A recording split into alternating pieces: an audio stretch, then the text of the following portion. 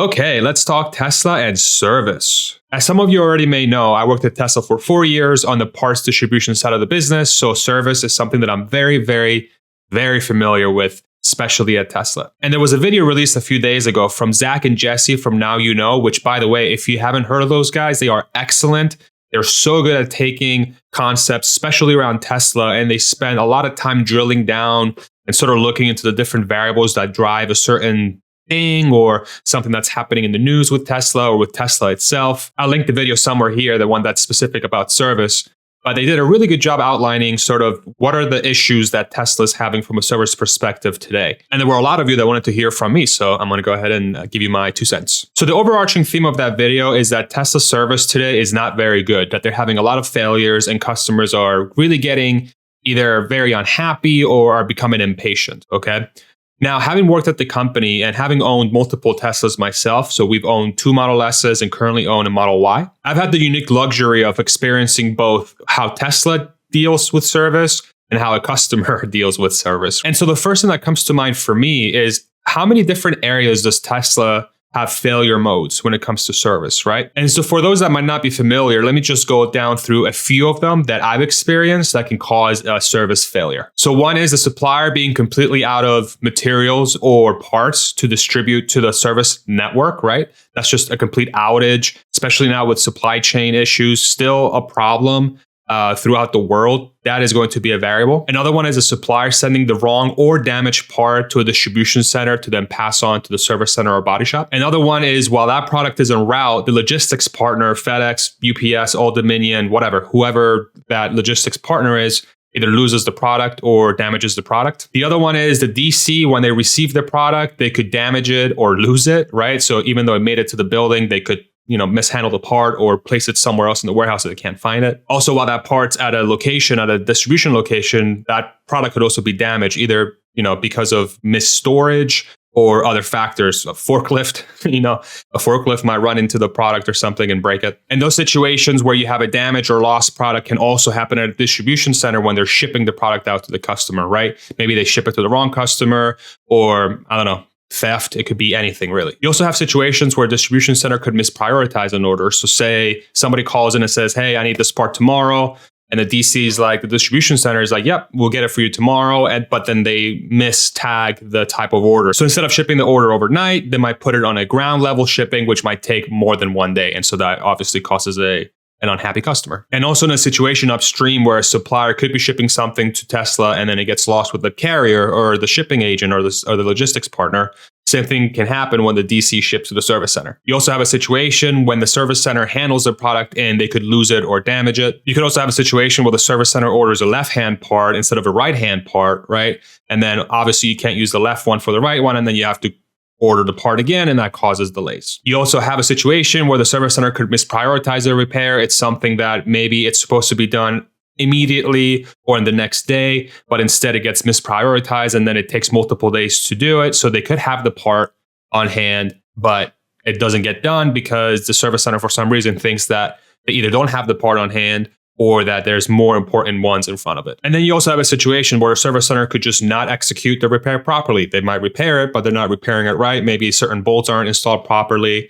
Maybe the product was mishandled and it's not properly installed or something like that. That could also be a factor. And the truth of the matter is I just went through maybe like 12 different examples here, maybe a little bit more, but there's so many other variables that can happen that can cause missed service or some sort of service experience that doesn't ultimately lead to a happy customer. But that's sort of a baseline of things that can go wrong. There's many others as well. There are certain policies that people aren't happy with, or any other variables that could cause someone to be unhappy. But those generally, when I think about bad service, be it Tesla or really any company, some of those variables are the things that really lead to somebody being unhappy. And if I circle back and I think about, okay, the video that was put together by Zach and Jesse, and other stories from people about, I'm worried that Tesla service is not going to do well. I'm worried that it's going to sink the company, so on and so forth. The thing that I always go back to, and it's something that I learned to really think about while I was working at Tesla, and also before that too, it's like, think about certain concepts,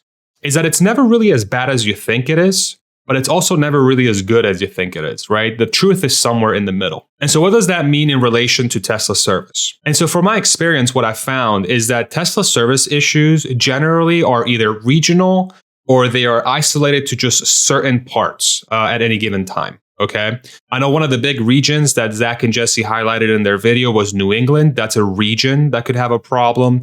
You also have certain parts potentially that could be causing issues because of supplier shortages or things like that. But typically, from my experience, that's what usually happens is you have certain subsets that are having an issue. While I was working at Tesla, I remember there was a part of the country we had a logistics partner that just wasn't cutting it, and we're constantly having issues with getting parts to the service centers. Things like that did bubble up. And as time went on, those sort of ebbed and flowed. You would, nip something in the butt, then something else will come up.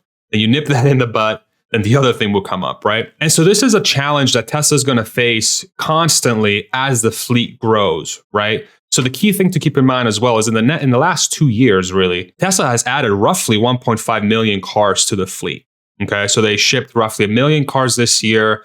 They shipped roughly 500,000 in 2020. So that's 1.5 million cars. And imagine just 0.1% of those cars have some sort of issue that are new in the fleet. That's 1,500 unhappy customers, okay? 1,500 unhappy customers. And that's 1,500 unhappy customers with Tesla specifically, because Tesla owns their own service centers. They own their own parts distribution, right? They control the entire end-to-end experience when it comes to service. And so if you put this within the context of other automakers, then what that means is maybe if you're a Ford owner or a GM owner, you're not really dealing with Ford or GM for your repairs. You're dealing with Mike's repair shop or Johnson's Ford dealership, right? There's thousands of different options for you to go towards for your service, right? Whereas Tesla, for better or for worse, the entire attention for service goes to one single person or one single company, and that's Tesla. And so the key thing to keep in mind there is that when I think about service issues, they're not necessarily magnified per se, but it's important to keep in mind that service issues are going to be directed to one singular party in this case. Whereas in the other case that I outlined, those same 100 people say that are upset with Tesla, those same 100 people are probably upset with 70 different or 80 different companies that might be having some sort of service failure. Now, this is not to excuse Tesla, right? Tesla has chosen to control the entire end-to-end experience for service. And so it's really up to them to figure out how to mitigate customer complaints or how to mitigate customer service failures, right? And so things like service center expansion are going to be extremely important. One of the big things that gets highlighted in the video is the fact that people have to wait, a little too long to be able to get their car serviced for something pretty simple, right? But these are things that generally, say a regular person that had a regular car or, a Ford or whatever, they could just take it to their local shop and then they'll tell them, yep, either leave the car here and just wait around, I'll get it done for you, or I'm fully booked, drop it off or come back tomorrow at 2 and I'll take care of it for you, right? It's a little bit different experience, okay, where Tesla's sort of telling you when to come in, exactly what time and day. With the traditional service system everywhere else, you have to kind of make a relationship with that shop. And so that service center expansion will allow Tesla to get a little bit closer to that if that's what they want, right? They could get a little bit closer to that. Hey, just come in anytime. We'll take care of it for you. That's going to require quite a bit of expansion and quite a bit of rethinking a little bit how they want to handle service. Now, that service center expansion will take time. It will take resources. We're in the middle of this great resignation, so it seems like workforce is a little bit harder to come by. Now, Tesla, in relation to other companies, should have a much easier time finding talent, but it still takes time. There is a certain level of talent that they're looking for, and there's a certain level of time and attention that has to go into making sure that right talent is identified, regardless of position. That's just how Tesla works. And so really, even when I think about the video that was made by Zach and Jesse or other potential complaints that people are having and pains with service, of course it sucks. Of course it sucks. It's not a right thing for somebody to feel like a company is not paying attention to them when something's wrong with their car, or they don't have some quick way to handle an issue, right? They have to constantly wait. There are situations where they're going to have to, they're told one thing and then something else happens, right? Think about Tesla's network of, they have hundreds of service centers across the country. And then you have hundreds and thousands of body shops that are partnered with Tesla as well when it comes to repairing accidents and things like that. The law of statistics will say that there's going to be a small percentage of those situations or those places that are going to offer substandard service or service that is just doesn't make the customer happy. And that's the main reason why you always see differing opinions when it comes to Tesla service. You have a lot of people, you really have the huge majority of the people that haven't said anything, right? Because they just have a car that works. It's perfect. Then you have a subset of people that are having excellent service. And then they go out of their way to say, hey, I've had excellent service. And then you have a subset of the people that are saying, hey, I've had bad service, right? And I'm very unhappy with this, okay? Human nature is to always focus on the negatives, right? Our focus is always, yep, this is bad. There's a lot of bad things happening. That's not good. And as that fleet grows, that noise is going to become louder and louder and louder. But again, this does not excuse bad service. If Tesla is really misexecuting on service, it's something they should very much take very, very seriously. And from my experience, having worked there, they absolutely 100% do. There's so many different data points the company tracks to ensure that service is being done correctly. And generally, when it's not being done correctly, boy, they are... They're on us. I mean, I can tell you we were facing certain things internally that, with parts getting out on time and things like that. Not even the next day, that same night, it's like, okay, what the hell? Come on, let's go. We got to get these parts out. We have to get this stuff to the customer. It's not right. So the attention to make sure the customer is being treated right is always, always there. But I think right now Tesla's in this peculiar spot where their fleet's growing so fast. So fast. And then you have sort of a little bit of a laggard effect with their service, especially given the COVID effect of the supply chain, perhaps not as big of a pool of talent to pull from when it comes to opening new service centers or ensuring the right talent is in place. They're going to have some issues. And when we think about Tesla growing more than 50% year over year, this is a perfect example of those pain points of growing 50% year over year. It's not just all flowers and roses and beautiful smells that happens with growth. Growth hurts. Growth sucks.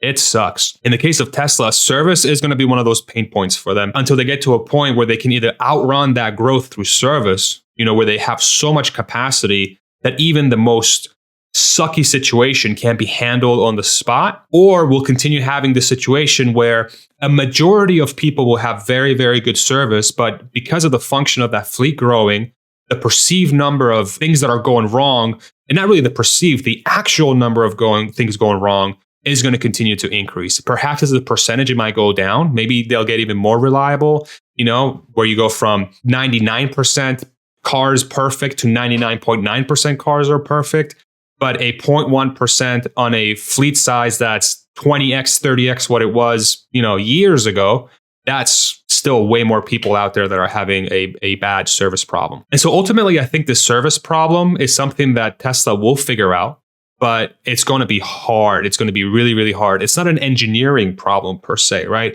It's not tweak this thing and then it's good now, right? Or put a new part here and it's good now. You can do a lot from an engineering perspective to get service to a much, much higher standard, but perceived service quality is still subjective. Right? You still have a tolerance level between people that feel like, hey, this is something that was fair and done correctly. Thank you very much. And then you'll have people that perhaps don't have the same outlook and they're like, screw this. This was the worst service ever. I expect this level of service. You failed me, right? Maybe they're used to a certain level from a different automaker or whatever. Maybe in their head, they think that it should be done a specific way. This is a much harder problem to solve. And as Tesla becomes bigger and bigger and bigger and bigger and bigger, this is going to become a variable that Tesla is going to either have to figure out how to, give everybody perfect service, which I don't know how that can be done, or get to a point that the service experience is so overwhelmingly positive that regardless of how many unhappy customers there are from a service perspective, it still guarantees that the huge majority of the customer base is happy and that Tesla continues its growth trajectory. I still feel like on the whole, Tesla is going to be fine. It's going to be completely fine. Whatever issues they're having, they'll figure it out. We went through so many different issues we had to solve while I was there. And each time it got better, better, and better. But they do bubble up. You do have this cycle. It almost feels like every year there's something that happens and then service becomes a huge thing and then it quiet downs. And also the other interesting thing to think about here is that we are in the winter months in the United States. Winter months, typically, there's way more service failures and way more issues with accidents because of ice and snow. Cold weather sucks for sealants. It sucks for some mechanical parts, right? These are things, they just break. Things just break in the winter. It's like, it sucks. I saw this with my own two eyes while I was working. There's like, the hell is happening in January? Why are there so many fascias? Why do we have to ship so many fascias? Oh, it's because people are getting into car accidents because of snow and ice and, front collisions. You require a bunch of new fascias being sent. It became, we just knew it was going to happen. And so each winter that comes by, what you're going to have is, as the fleet continues to grow, each winter is going to be louder and louder and louder. And so I'm willing to bet that next year's Q1, so, next year's winter, so 2023 winter, boy, you think today is noisy, just wait, right? But that's part of the game, right? And Tesla knows this 100%. Their job is to figure out, how can I make the humongous majority of the customer base as happy as humanly possible by having a service environment that will allow anybody at any time to say, I need this fixed. And then my people can get the parts needed as quickly as humanly possible so that that problem can be made to go away, right? So we can solve that problem for the customer. It's a tall task, but I'm confident Tesla can do it. And so basically, in summary, I think that every single customer complaint about service is warranted. Tesla should listen to it, and they do listen to it, right? From my experience, they do listen to it. The question just becomes, how quickly can they get to a point that they feel confident service is 100% where it needs to be? We all know for a fact it's not there right now. If we have to wait, 2 to 3 weeks in some regional areas to get the service, of course it's not there, right? I'm sure there are other areas in the country where service is freaking spectacular, but nobody hears about it because, it's not human nature to be like, oh my God, Florida is having the best service experience ever. It doesn't work that way. The ones that are having bad experiences will bubble up, and that's good. That's how it should be done.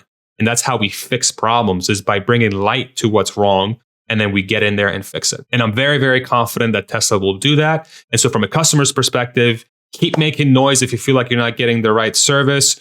Do what you think is right. If you feel like you're not being treated right, voice your opinion, say something, I think Tesla's the kind of company that really does take that stuff to heart, and they'll do whatever they can to make it better. And that's why I like the company so much, is because I saw that firsthand. There were the customer was such a huge focus. It was such a huge focus. It's just some problems are harder than others to solve, and it takes a longer time. And so, if folks are getting impatient, that's 100% within their right, and they have every right to do what they think is right, to either bring attention to the company to fix it, or perhaps take different steps to maybe not buy Tesla anymore. That's completely up to them. But ultimately, I do encourage people to hold Tesla to the standard that they feel they should hold it to, because ultimately Tesla will use that information to get better and better. If you found this video helpful, I would love it if you throw me a like. If you want to see more content from me, subscribe. You can also join my Patreon by becoming a patron by clicking on the link in the description, or you can also join this channel by clicking on join right below this video. And lastly, I do have a podcast series on this channel, which are also available on Spotify, Apple Podcasts, and your favorite podcast app. Thank you so much for watching, and we'll see you on the next one. Bye-bye.